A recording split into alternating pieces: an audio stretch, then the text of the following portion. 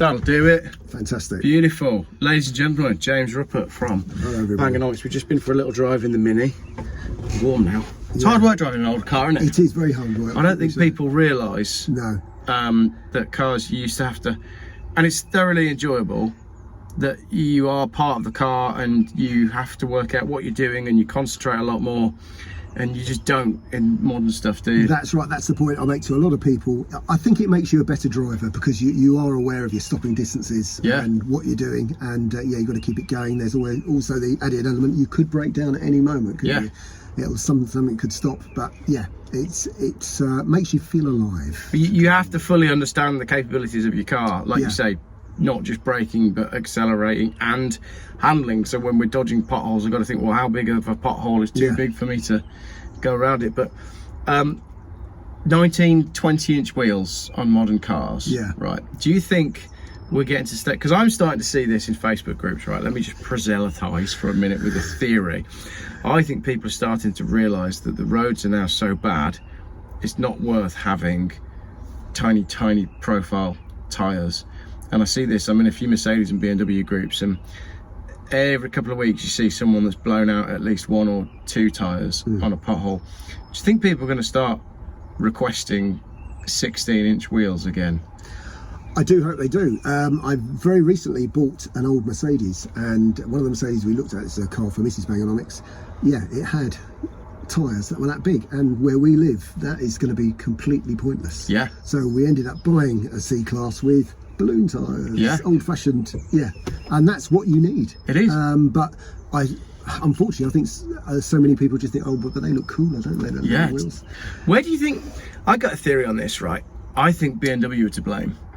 Because if you cast your mind back to the BMW E30, right, you got the sporty ones come out, the hot ones come out. They've all got 15 or there might have been 16-inch wheels on the E30, like the 318 IS and then the M3, but even they might have been 15.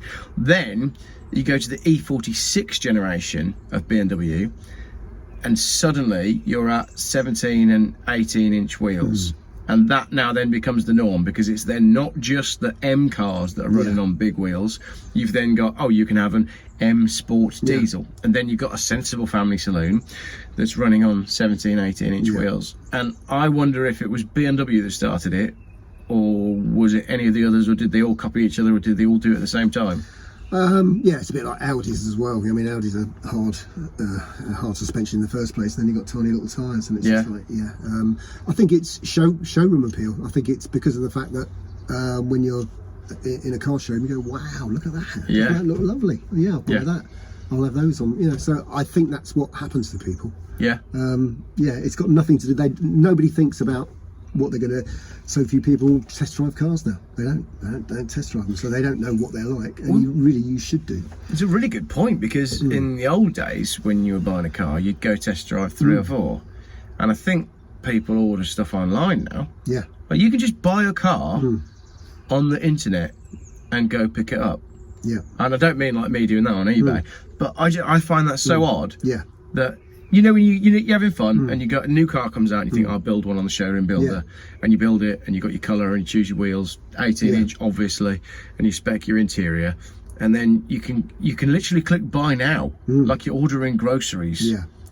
And then I just find that so strange. Yeah, it's a lot of money to spend on something that may not be completely correct. Yeah.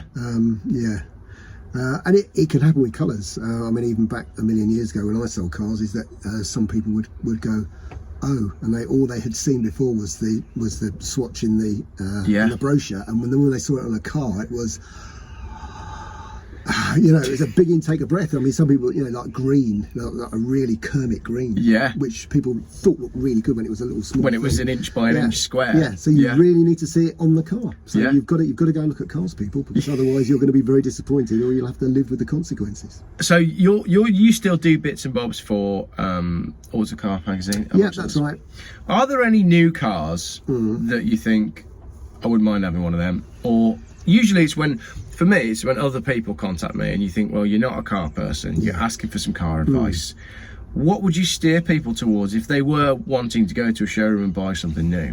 It's really difficult. I really struggle with a lot of modern cars. I now cannot tell the difference between certain vehicles. It is true. You look at Kia. Is that Kia? And that's a Hyundai. And you're really even some of the BMWs now look like the Korean brands. They do.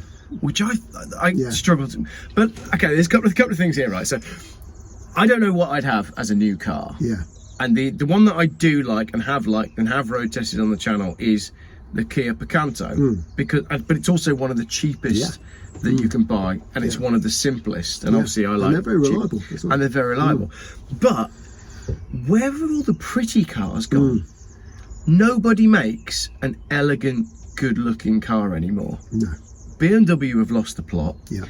Mercedes don't seem to know what they're doing, and those brands that we used to look at years ago and go, "Oh, I really fancy one of them."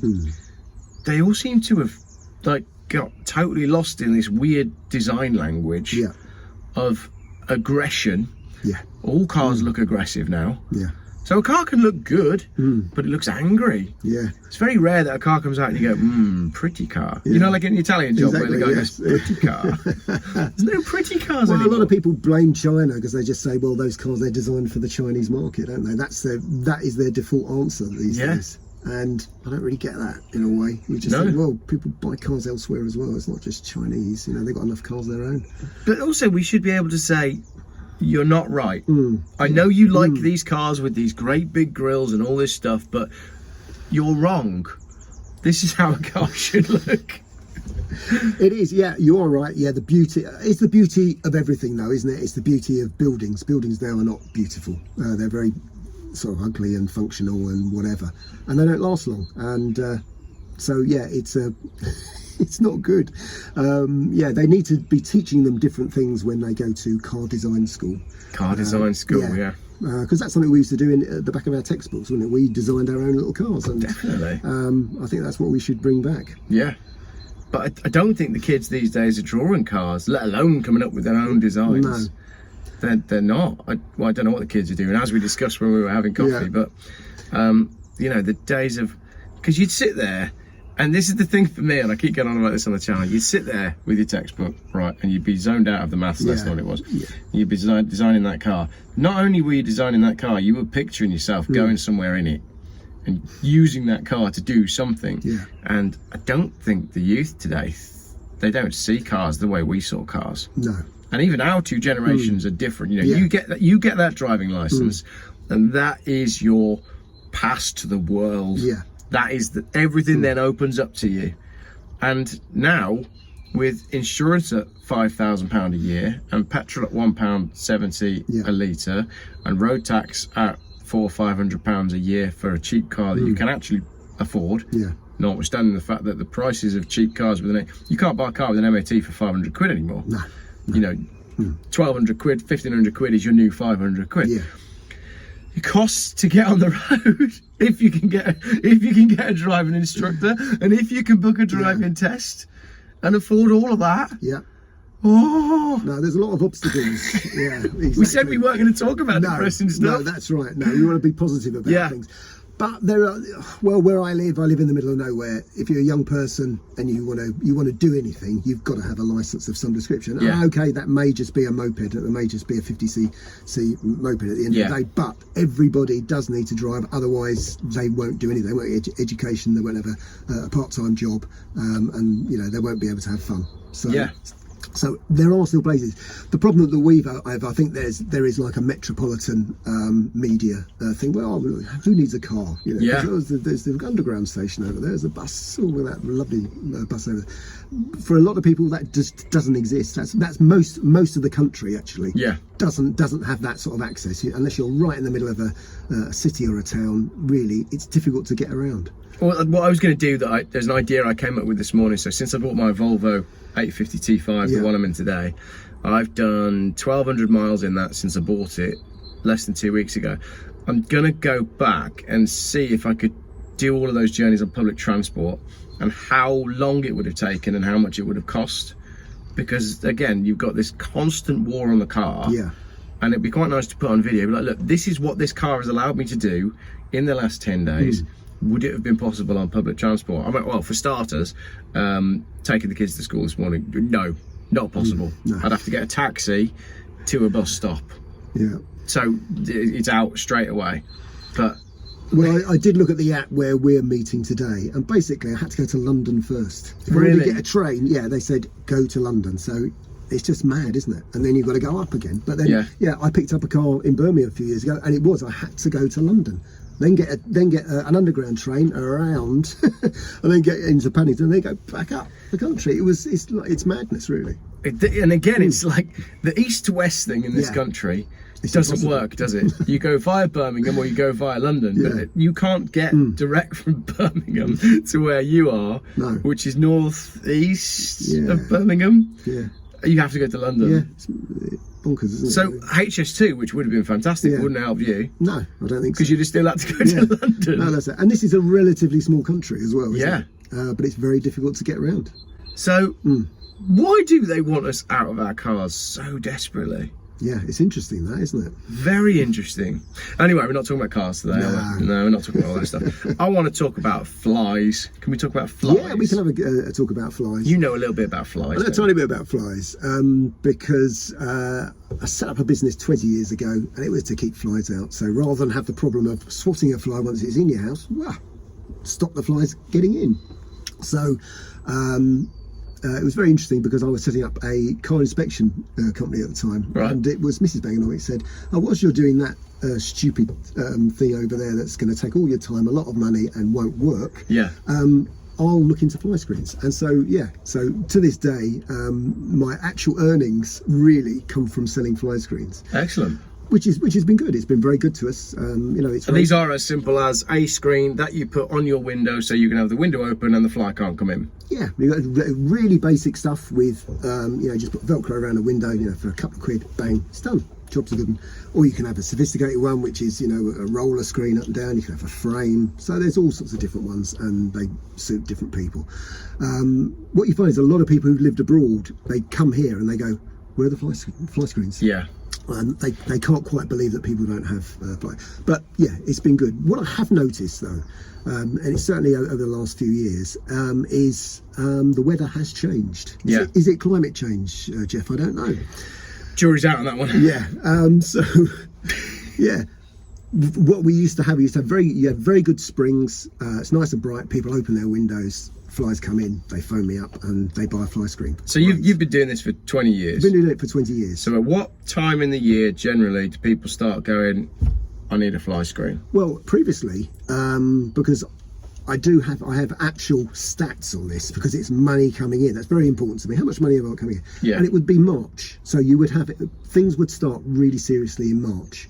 And so if you had a good March, April, wow, rest of the year is great. Because the weather's getting warmer, the flies are breeding, the flies are going in people's houses, and then they're giving you money. That's right. The flies aren't giving you money. Well, the flies are indirectly giving you money. Yeah, that's right. Yeah, I sponsor the flies. Yeah. They're very, very good to me.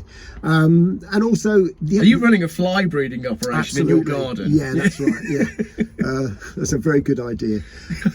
But the other thing also that I've noticed, climate-wise, is it's the evenings. Now, the evenings were always very good because we'd be sitting at our desks as we do, and the orders came in because it was hot. So people open their windows and then moths come in as well as flies. Moths are very good. Yeah. And they fly around the room, and people respond to that. So what's happened in the last few years is you don't get nice evenings, do you? You don't go round people's houses for barbecues as much, do you? Or if you do, you've got to wrap up. And that is something that I've noticed, which is sort of quite strange in a way. In that a severe drop off of the temperature is what we now experience. Yeah. We've managed one evening sat outside recently, which was a barbecue, and it was quite funny because we were sat there in the warm and it was lovely, and then the drop off was huge. The temperature drop off was huge, and maybe you look. I was having this conversation with someone the other day about summer. When you're a kid. And summer lasts about 12 years and it's 40 degrees every day. Yeah. I don't know how much of that is the rose tinted specs or how much of it was we just used to have proper summers. Sorry, I interrupted you there. No, that's right. So we used to have warm evenings. Yeah. This time of year we should be sat with the window open. Yeah. And I shouldn't still be having my fire on. No, that's right. We've still, now and then, I'm putting the fire on in the mornings and we're in mid-April. Yeah. no, that's right. No, by May, I think in the old days it was great. By May it was proper spring, summer, and yeah, you wouldn't have your central heating on, you wouldn't light your fires. Yeah. And that just seems to have changed. Yeah, but you are right. Yeah, I mean, we have wood burners, and I'm still putting the wood burners on into early May, mid-May, especially if you want to sit somewhere in particular in the evening. And yeah, that just seems a bit wrong. And for me as well, obviously it's just been Easter holidays, right? I used to do a lot of surfing, used to live in Cornwall, and what usually happens every year is when you're surfing, you're wearing a thick wetsuit. In the winter, you're wearing boots and gloves. And usually what happens when the Easter holidays comes around, all your friends from up country come down, it's sunny, and you go surfing. And what you normally do is you go, oh, it's warm, I'm going to take my boots off. And then you have your first surf with your boots off, and you go, oh, I was a bit early on having the boots off. But it's sunny and warm, which gives you the impression that it's time to get your boots off. Yeah. But we haven't had, like, there's no sun. No. No sun. No, that's right. Yeah. It's been like that for the last couple of years. It's been quite grim, really. I noticed it. Last year was the first year where we got Christmas out of the way. And after Christmas, because I'm a bit of a summer child, SAD and all that sort of stuff. After Christmas, I'm always like, right, come on, get shorts on. Summertime now. That's the next thing. It's going to warm up, longer evenings, and then it takes 3 months for that to happen. But I noticed last year that the grey, darker days lasted far longer than normal. And that's when we got into, I think, March, April, and I was thinking this, and I'd not really looked at any of the conspiracy stuff that I'm not going to mention on the channel to do with aeroplanes and whatnot. I'd not looked at any of that before last year. And then I started seeing it, and I was thinking, what? Because last year it felt like it was almost May before we had any form of acceptable, like, today's okay. It took 5 months. And that sounds to me like that's what you're seeing. It's what I'm seeing, absolutely. So because I have to take notice of this. Yeah. So, yeah. Because it is affecting the bottom line. It is a thing, yeah. Literally. Yeah. So could you pinpoint when that change was? And is this also, how much could you put that down to a decrease in bugs? Do you reckon there's a decrease in bugs? Because you're not really going to see that as an integer, are you? No, that's right. But that is one of those things that a lot of people mention. It's what's on the windscreen. Yeah. Compared to years ago. Whereas, there was a lot on the windscreen. You talk to motorcyclists from years ago. Yeah, I was always taking my visor off every 10 minutes and wiping it down and then putting it back on. I don't do that anymore. So, I did see. But that's insecticide related, probably. Also, I was talking about this on Facebook the other day, and someone said to me, it's because modern cars are more aerodynamic and the bug goes over the car. Right. I was driving my Volvo to Scarborough, and we had a few.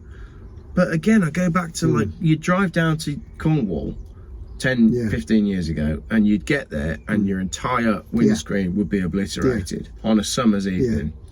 And it doesn't happen anymore. No, it doesn't. Well, I mean, here, I haven't really got very much on the screen. You know, I'm not very good at cleaning the screen, but there isn't the amount of bugs as there used to be. No. At all.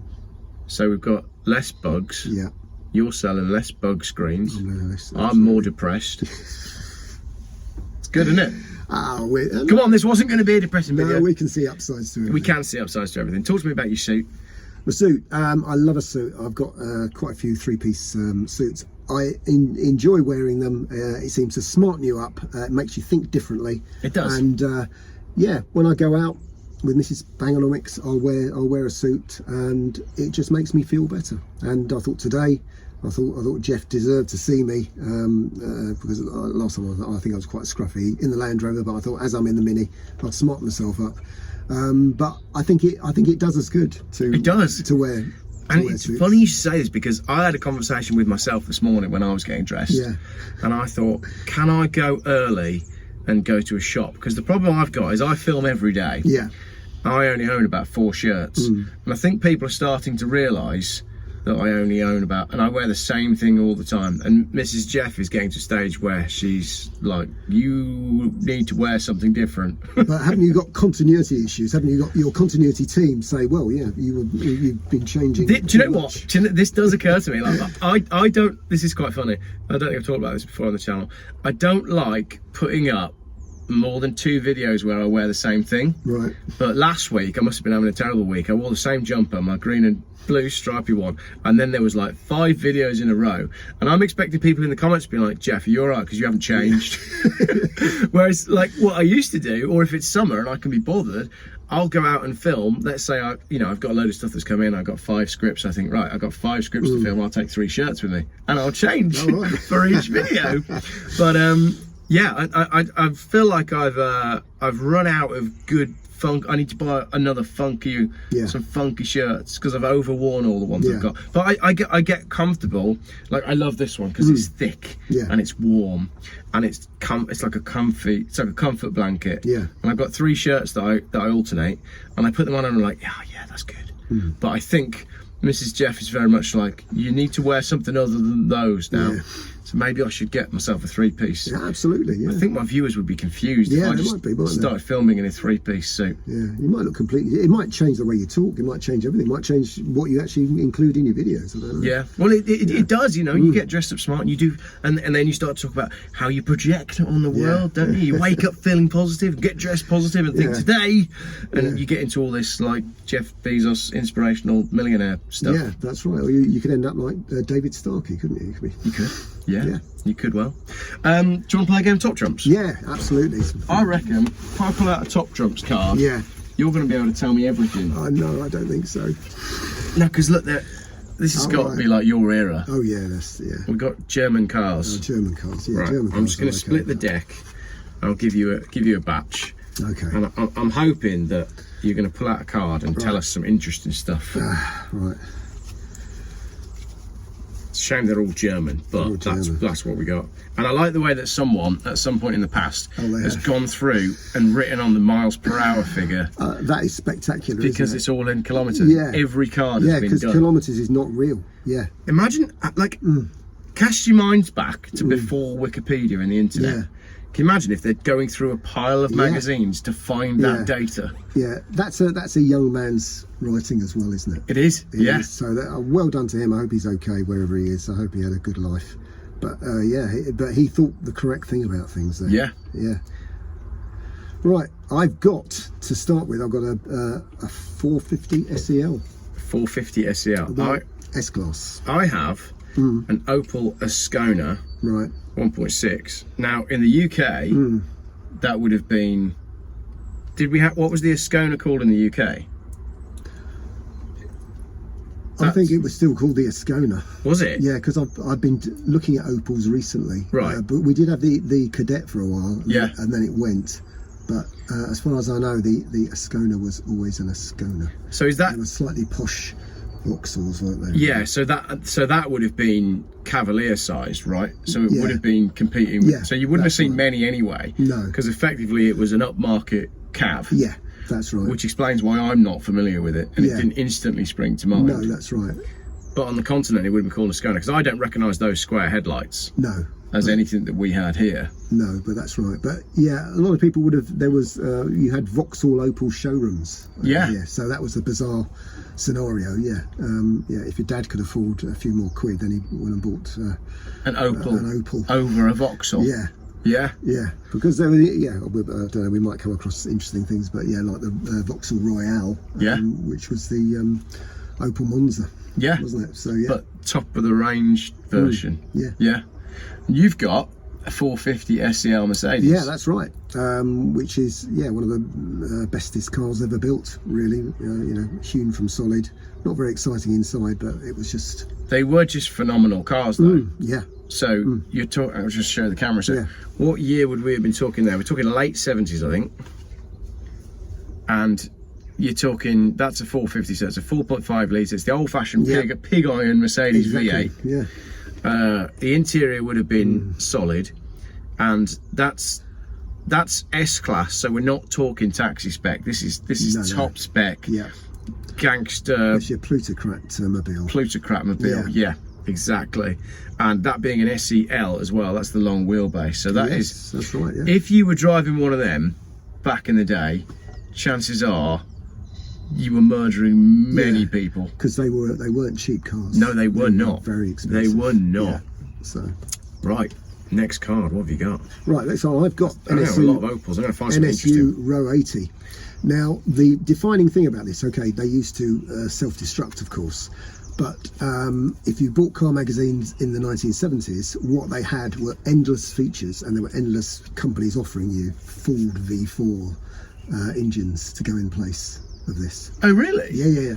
It was a big thing. So the RO80 engine was a rotary. Yeah, and the tips would go. So right. the tips would go, and so you'd end up with a pretty What car. do you mean by the tips? The tips at the end of the rotor. So right. it's a three. The rotor has 3 points, and that's spun around in its chamber, and they just wear out. They would wear out. There's all sorts of technical reasons for that. I've written about it. I've forgotten it all completely because I'm very old. But yeah, but the big thing in the 1970s was car mechanics would buy one of these and say, right, the engine's crap. We're going to throw the engine away. But look, we've got a Corsair with a V4 in it. Yeah. Let's take the Corsair V4 out of that and put it in this. Right, I didn't know that. Yeah, they would do that a lot, and there were conversion kits and all sorts. So that was a big thing to do because all of them were rubbish. So when you bought one of them brand new from the showroom, whose showroom were you buying it from? An Audi showroom? Because they were badged as the. Would it have had Audi badging on it? No, it was NSU. You would have bought it from a Volkswagen. Volkswagen, yeah, right? Okay. Because that's where they would have, because they owned them at the time. So. And they were made in Eastern Europe. No, they were made in West Germany. Hence, they're in the German cars top trumps pack. I should have known that. No, that's right. So it isn't a Trabant. It's not. It's not a Wartburg or anything. No, it's an NSU RO80. Wow. But yeah, very advanced design.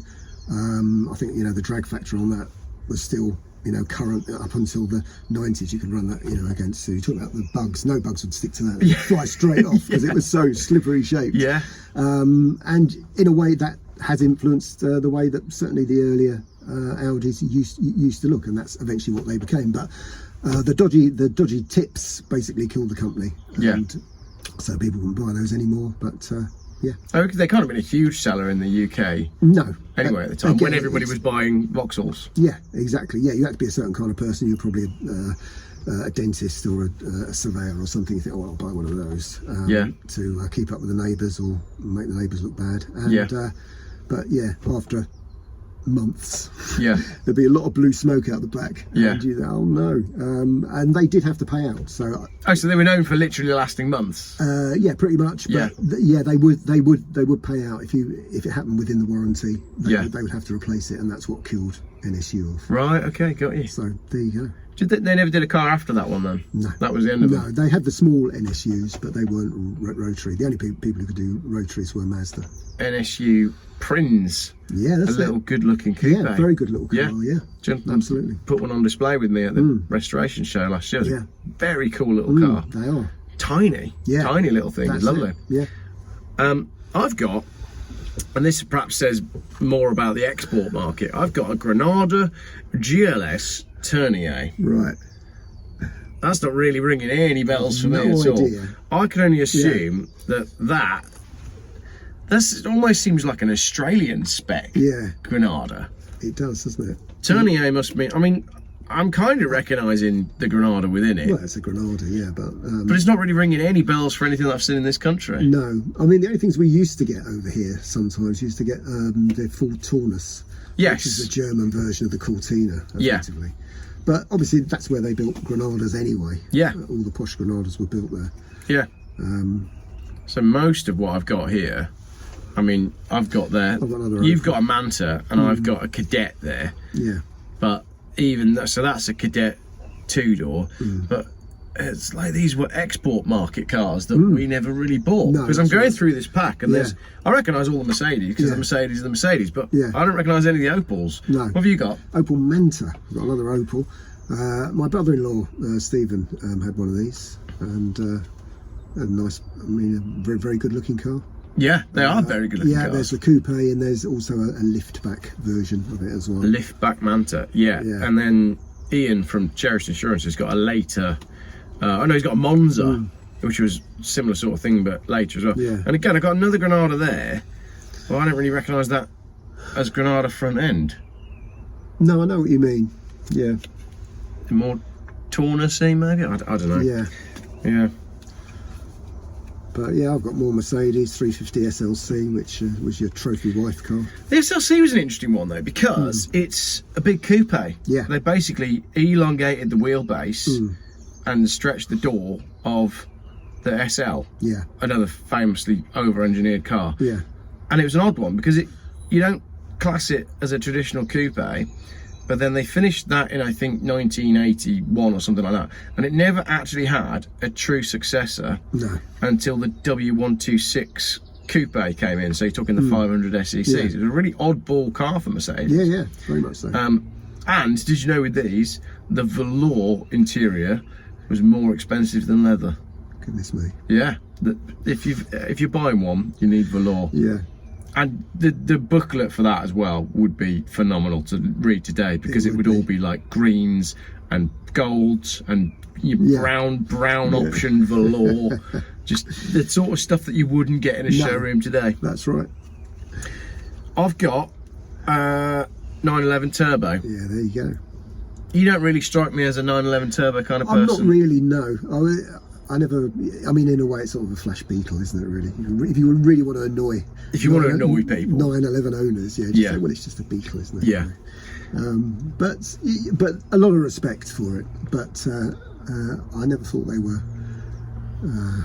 It's quite it's quite a hairy thing though, isn't it? Yeah. With 3 litres, 260 horsepower, all in the back. You would die, really, yeah. Basically, if you weren't paying attention. I remember the first time I lost the back end in my Beetle. I had a 1600, 1965, and on a wet roundabout, it just started to go.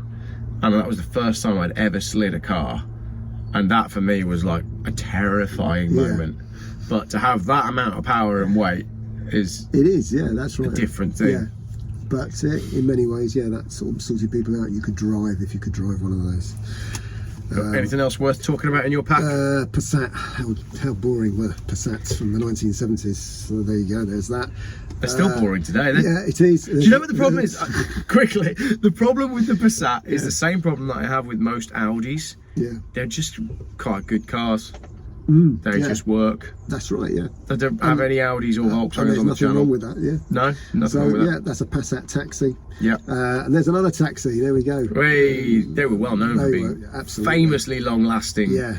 240D, that's a 3 litre diesel. Yeah. Is that a 6-cylinder or 4-cylinder? What you got there? 5. Yeah. It says 5-cylinder. Yeah, I think they had 5s. Yeah, is it 5-cylinder? Yeah, yeah. Crikey. Yeah, they did that. Now, there's an unusual one. So what is that? Obviously it's a Polo, but it isn't. It's an Audi 50 LS. No. So there you go. So before the A2, they did posh little small cars. Wow. And so there you go. Amazing, isn't it, really? Did not know that. Yeah. We've got a Porsche 914, which is odd, because that was Volkswagen made. Yeah, there was a Volkswagen and there was a Porsche version. Yeah, so the 6-cylinder was the Porsche and the 4-cylinder was the VW. Yes, that's right. So that one's down as a 2 litre, which is 4 cylinders. So technically, it's a VW. Yeah. And was the 914 called the 916 then? I don't think it was it? No. So just the 914. Yeah. Great looking car. Yeah, it is. Yeah, it looks really, really good. Very Beach Boys. Yeah. Yeah, we talked about full Taunus. There you go. It's a Cortina, and there's the Taunus. So yeah. There you go. Another one of those. Ford Escort Gear. So there you go. The working man's posh car. Fords are a lot of money these days, aren't they? They are. It is quite incredible, isn't it? But it is. It's obviously age related. It's people who were young in the 80s, and maybe early 90s, and supply and demand, because like with the Mini, the Fords all went through a phase where you could buy one for 50 quid and scrap it and then buy another one, and that took all of them off the road. And that meant that now, when all people are reminiscing about the time they had that girlfriend that they should have married that they didn't marry, and they want to buy the car that they had at the time when they were happy. That's my theory. So they all go and buy that Mark II Ford Escort because it takes them back to when they were a younger man. That's probably quite true. And then there's not many of them around because they've all been crashed and scrapped. Absolutely, yeah.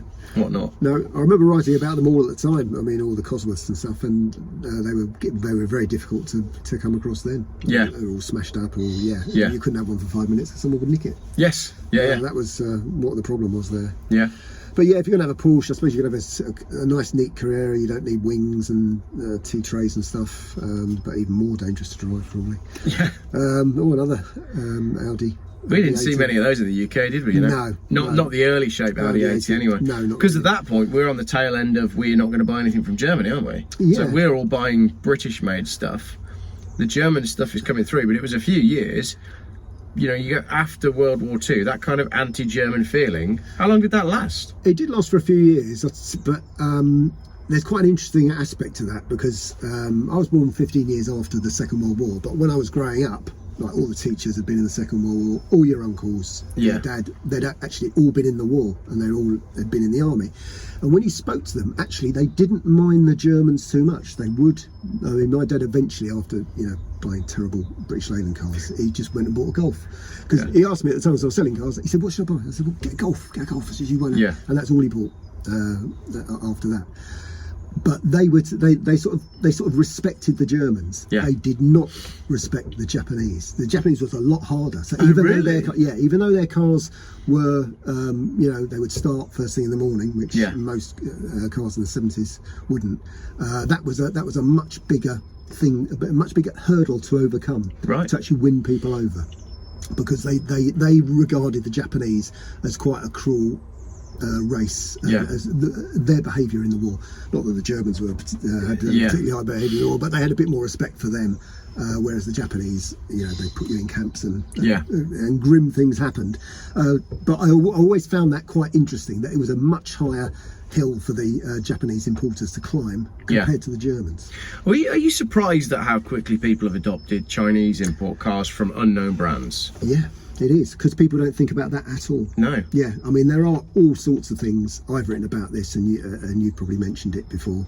In that, if you look into, you know, Chinese industry, it's not great, really. You know, the way they ethically, morally, environmentally, it's all bad. Yeah. But I just wonder now as well, like maybe the purchasing of MG. Was that Trojan horse that allowed them to slip in these Chinese electric cars? Yeah. Because take any MG and remove the badge and call it a Ying Yong or whatever the name is of these companies, it wouldn't have launched, would it? No. And people wouldn't have bought them. That's right, yeah. So the fact that they were able to stick a British badge on it is what's allowed them to open up the market. And now I'm seeing now on Auto Trader these really expensive unknown brand. I saw one the other day. It was a Chinese electric SUV of some sort. It's £50,000 in the UK at a dealer. I'm thinking, what sort of person in their right mind is waking up in the morning and thinking, do you know what I need on my driveway? I need a very expensive car from a brand that nobody's heard of with no dealer support. How does it work? Who's buying that? Yeah. But it's on Auto Trader. You can. I don't get it. No, that's right. But you're right. The MG point is very, very good, because you look at the demographic of people driving those, and they would have been buying Rovers years ago, wouldn't they? Yeah, they would. So that's exactly what it is. And they don't make the connection at all. It's a bit like they don't realise Volvo is Chinese. They don't realise Polestar is Chinese. It doesn't. And also, it doesn't really bother them. It doesn't, you know, even if you said it to them, they go, well, yeah, it's a car. But and it's shocking. You take Volvo, right? What are Volvo known for? Well, Volvo are known for making family wagons that are robust and long-lasting. And what are Volvo now? Well, they've announced that they're no longer doing diesel engines. They've announced that they're no longer doing estate cars unless you buy through like the Forces division. You can get a Volvo police car, but you won't be able to buy one as a consumer. So the DNA of what made Volvo Volvo and what we loved about Volvo is long gone. Yeah. The other thing as well on the reliability, someone emailed me about this the other day, the XC90, they're having horrendous problems with it. And there's some stuff that's come out of the USA, I think it was the 2-litre engine or maybe the 1.6 engine, is shocking, and Volvo are trying to avoid a recall. So we used to buy wagons because they were good for long distance and because they were reliable and because the brand had that status. All of that has been destroyed. There's nothing left of it. No. There's nothing more to add about that. It's just sad, isn't it? Really. It is, it's more sadness. Let's cheer ourselves up. Yeah, go on. VW Scirocco. There you go. That was a very, very, very good car indeed, actually. Good fun, but in some ways, a Golf GTI sort of did the same job. But it was pretty. Carmen. So Scirocco was Carmen designed. So that'll be a Mark 1. Yeah. Then there was a 2. Yeah. And was there's 3? Then there's the Corrado. Oh, the Corrado came next, and the Corrado then is VR6 as well. That's it, yeah. And G60, which everybody loved. Yeah, absolutely. Then from there, Corrado disappears in mid-90s. Is Corrado done by about 1995? Yeah, something like that. I think it is. Yeah. And then nothing on sporty Volkswagens. Yeah. We got hot hatches until Scirocco comes back. Yeah. To, everybody liked the Scirocco. It's a better looking Golf. Yeah. A Scirocco then gets axed and was replaced by the T-Roc, which is SUV. No, that's right. Well, I don't want to bring it down again. No, that's right, because nobody wants to buy coupes Nobody wants to buy coupes anymore. It's only old people. So the young man of the 70s that was looking at the Ford Capri and going, that's the car for me, is now looking at an SUV going, that's the car for me. Yeah. So the sort of blue-blooded, exciting part of the motor industry. And the thing is, you can say, with the Capri as well, right? It's a coupe, but it was available with like a 1.3. Yeah. So it's not a performance car. No. It's just a cool looking alternative to a saloon or a hatch. And we don't have that anymore. No, we don't. No. But the brilliant thing about that is that you could add those packs. The XL pack, L pack, GLX pack, and all that sort of thing. And that's what people like. But the knock-on effect was that young people think that's the car I want. I want a Capri. Okay, it's a Cortina in drag, but it doesn't matter. It looks like a Mustang. Exactly. It fits our roads, and it's just fabulous. Yeah, and that's what anybody wanted. And now we're getting rehashed electric versions of all this. Apparently, there's a Capri. Yes, they're going to use the Capri name again. I know. It's awful. It's terrible. It is pretty grim. I'm going to shut up. Okay, all right. We've only got a few more to go. There you go. Look at that. The most beautiful coupe from the 1970s, which is a BMW 3-litre CSI. So CSI, CSL. Now I can say, when did these finish? Well, they finished in the mid-70s. By the time I was involved with BMWs, all these had gone. These were so expensive. These were like double the price of an E-Type. It was just like you could only buy these if you were so rich. It never mattered. But they'd all gone. They were all gone, or they were smashed up, or they were rusted. There was nothing at all. These you could buy. So we've got that's the 4-door version, 3-litre, 3.2. There's a early 5 series, is it? No, well, no, that's a. Oh no, that's the 3.3. So it's not quite. It's an interesting one, is it? Because it's not quite. This is before we got the split between 5 and 7 series. It kind of sits in the middle. It does, very much so. But these were very cool cars. You could buy these for buttons, and we all should have done. But you get a 3-litre, there was a 2.5 litre, and there was a 2.8. Yeah. And it was extremely pretty, but it just had extra doors. Yeah. But nobody wanted, when I used to get them as part exchanges, nobody wanted them. They were like, a couple £100. It's shocking, really, isn't it, to think about it now. Yeah. And what a car it was. What a car. Yeah. What a superb And I've got to say as well, this here, the CSI, that shape then gave birth to the E24 6 series, didn't it? 628, 630, 635 then. What a great looking car. Yeah. Shark nose. Then, you had those race cars which then gave birth to the what they used to call the Batmobile. Yeah. It was the black one. That's the CSL, that was it, wasn't it? The CSL. That's right. Fantastic looking car. Yeah. Loved it. That's right. Yeah, where I worked, we had one that was smashed up and just stored. Somebody had smashed one up, and obviously because it's made out of lightweight aluminium, it really was like a ball.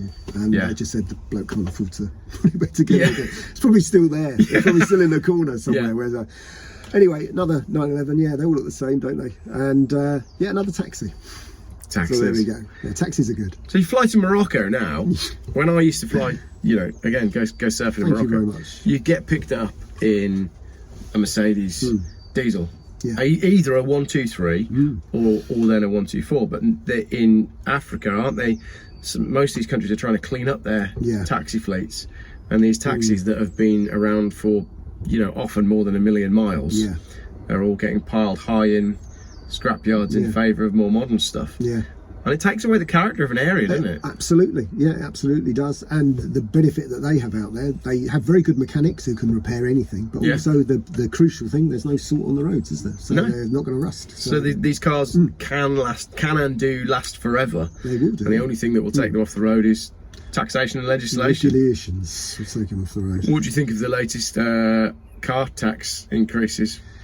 Yeah, that's one of the reasons Mrs. Bangermonics had a Lexus, and it used to upset her hugely that she was asked to pay £695 for the privilege of driving on those roads that we've just driven on, which are full of potholes. It's just like completely pointless, and that was one of the reasons. There was nothing wrong with the car. It was very reliable and it was very comfortable. But actually, in a way, it doesn't matter whether you can afford it or not, actually, but it just makes you just go every time you're paying that much money. Well, what am I paying that money for? Because they're not doing anything useful with it. I'm just giving all that money away. So yeah, it's not good.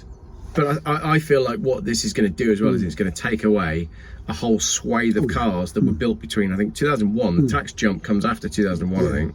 And then all those cars, and I've talked about this on videos before, you got your 2.3 turbo and 2.3 low pressure turbo Saabs, £700 a year to tax. It just means that on Auto Trader, people are going to go, oof, no. So it used to be that rust would scrap the car, and now tax is going to scrap the car, which is hilarious from an environmental point of view, because tax doesn't exist. It's not a real thing, is it? No. Rust is a real thing. You go, I need to stop driving that car because the sills and the floors have rusted through. No, that's and right. now you go, I need to stop driving that car because the government has made up a number that I have to pay every month. Yeah, no, that's right. Well, as we know, the most environmentally friendly thing you can ever do, like with this, is drive it forever. Yeah. You know, someone will be driving this when I'm long gone, because it will be about. So, there you go. How fabulous is that? You just keep something and it's useful. You know, it will do a job. Yeah, it will. Yeah. And that's all that comes to it. But you can't have these. I don't know. The argument is too nuanced for an environmentalist to cope with. It makes their heads explode when you say, well, yeah, but that car is 50 years old compared to that car that's 5 minutes old. You know, it's just doesn't make any sense. I don't understand how you can never get that one across, no matter how hard you try, and how much logic you use, and how many people you refer them to that have said this. You cannot get across the fact that your old car is better for the environment longer term. And it just drives the industry, doesn't it? That's the thing. It does. Yeah, that's right. So, it keeps people in little jobs. Keeps people in jobs. You've got to keep the car industry going and keep selling cars. And how do we fight it? Come on, let's finish on a hopeful note. We're going to win. We're going to win because Geoff's going to make cars. We're going to make cars in his back garden. I'm up for that. Yeah. And they'll have fly screens for windows. We'll have fly screens for windows. But yeah, all those ones, you dig out your old textbooks, we'll dig out those designs and we'll make them. Yeah. And so it'd be easy. They should make cars out of plastic though. But they don't, do they? No, they don't. Well, actually, the most the best sort of there's a concept I've written about, which I must put into a book when I've got time. It's the cockroach car, and that is a cockroach car there. A Mercedes taxi. So these are cars that really would survive anything. Yeah. And actually, if you think about it, the most cockroachy car would probably be a beach buggy, because you've got a plastic body. Yeah. You've got no you could do away with the screen. Yeah. Get rid of the complication of wipers. So no doors. Yeah. Great. Yeah. Plastic body. You've got an air-cooled engine at the back that'll get you out of trouble. You can go through snow, go through sand, go through mud. Leave it out in the rain. Leave it out in the rain. Just hose it out occasionally. Isn't that the only car you will ever need? So the book Cockroach Cars, coming soon. Well, I haven't written it yet. I think, but you could do like a top.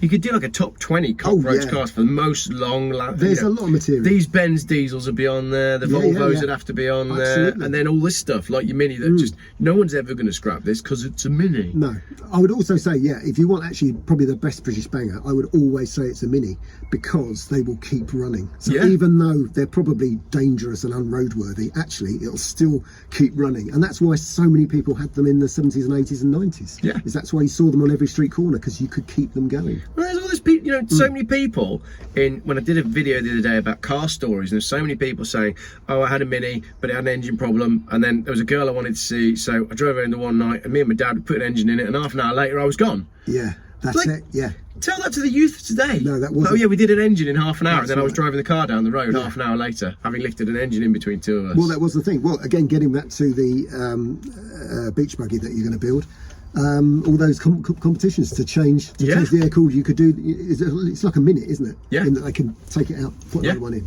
Yeah. So that's all you need. Cockroach cars. Yeah. Love it. Thanks for chatting to me again. That's a pleasure. I should do this every now and then. Yeah. Just check in and check we're both Absolutely, all right. yeah, I think we should do, yeah. I'm going to wear a 3-piece suit next time. Oh, okay. I'll hold you to that. What have you got coming up that's exciting? Well, I've got a book out called